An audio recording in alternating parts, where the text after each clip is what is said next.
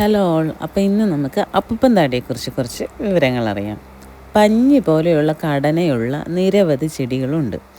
അതിലൊന്നാണ് അപ്പൂപ്പൻ താടി. ഒരു വള്ളിച്ചെടി വിഭാഗമാണിത്. പഞ്ഞി പോലെ ആയതുകൊണ്ട് തന്നെ കാറ്റിൽ പറന്ന് നടക്കുന്ന സ്വഭാവമാണ് ഇതിനുള്ളത്. കാറ്റ് വഴിയാണ് വിത്ത് വിതരണവും നടക്കുന്നത്. അപ്പൂപ്പൻ താടി ഉണ്ടാകുന്നത് ഒന്നിലധികം ചെടികളിൽ നിന്നാണ്.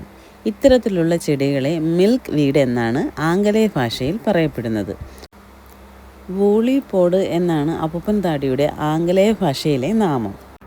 അപ്പൂപ്പൻ താടിയെക്കുറിച്ച് പറയുമ്പോൾ 2 സിനിമാ ഗാനങ്ങളാണ് മനസ്സിലേക്ക് ഓടി വരുന്നത്. ഒന്ന് മൈ ഡിയർ കുട്ടിച്ചാത്തൻ ഫിലിമിലെ ആലിപ്പഴം പെറുക്കാം എന്ന പാട്ടിലെ അപ്പൂപ്പൻ താടിയോ ഒത്തൊരുമിച്ചൊരു ചിപ്പടി വിദ്യ കാണാം, അതൊരു പാട്ട്.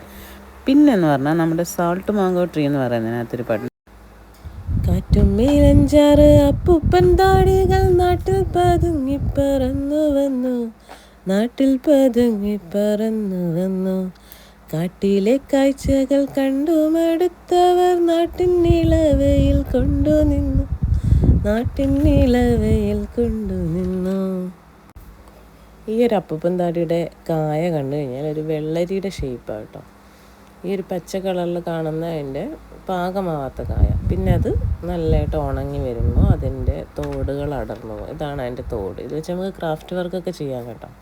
ഇത് പെട്ടെന്ന് കാണുമ്പോൾ ഒരു തോണിയുടെ, വഞ്ചിയുടെ, വള്ളത്തിൻ്റെയൊക്കെ ഒരു ഷേപ്പ് നമുക്ക് തോന്നും. നല്ല കട്ടിയുണ്ട് കേട്ടോ ഇതിന്. ഇതിലാണ് ഇങ്ങനെ ഓരോ വിത്തുകൾ ഇങ്ങനെ അടുങ്ങി ഇരിക്കുന്നത്. പിന്നെന്ന് പറഞ്ഞാൽ വൃത്താകാരത്തിൽ കനം കുറഞ്ഞ ധാരാളം നാരുകളാണ് ഈ ഒരു ഓരോ വിത്തിലും വരുന്നത്. നല്ല വേനൽക്കാലത്താണ് ഇത് ഉണങ്ങി ഈ കായയുടെ തോടൊക്കെ ഇങ്ങനെ ഇളകി മാറി കാറ്റിൽ ഓരോന്നായി വിത്തുകൾ ഇങ്ങനെ വിവിധ സ്ഥലങ്ങളിലേക്ക് പറന്നു പോകുന്നത്. കാണാനൊരു കൗതുകവും ഗൃഹാതുരത്വവും ഒക്കെ പകരുന്ന കാഴ്ചയാണിത്. നമ്മുടെ വീഡിയോയിൽ ഈ അപ്പൂപ്പൻ താടി എന്ന് പറയുന്നത് ഒരു വള്ളിച്ചെടിയാണ് കേട്ടോ. ശരിക്കും പറഞ്ഞാൽ ഈ അപ്പൂപ്പൻ താടി ഉണ്ടാകുന്ന വേറൊരു ചെടിയുണ്ട്, നമുക്കെല്ലാം ഫെമിലിയർ ആയിട്ടുള്ളൊരു ചെടി എന്ന് പറഞ്ഞാൽ എരിക്കെന്ന് പറയാം. ഒരു വെള്ളപ്പൂവുണ്ട്, ലാവണ്ടർ കളർ പൂവുണ്ട്. ഒരറിവും ചെറുതല്ല എന്നല്ലേ പറയാറ്. അപ്പോൾ അപ്പൂപ്പൻ താടിയെക്കുറിച്ച് കുറച്ച് അറിവ് നിങ്ങൾക്ക് കിട്ടിയെന്ന് പ്രതീക്ഷിക്കുന്നു. അപ്പൂപ്പൻ താടിയെക്കുറിച്ച് നിങ്ങൾക്കറിയാവുന്ന കാര്യങ്ങൾ ഷെയർ ചെയ്യാൻ മറക്കരുത്, കമൻറ്റായി രേഖപ്പെടുത്തണം. എൻ്റെ ചാനൽ ഇതുവരെ സബ്സ്ക്രൈബ് ചെയ്യാത്തവർ മറക്കരുത്, സബ്സ്ക്രൈബ് ചെയ്യണം, സപ്പോർട്ട് ചെയ്യണം. Thank you.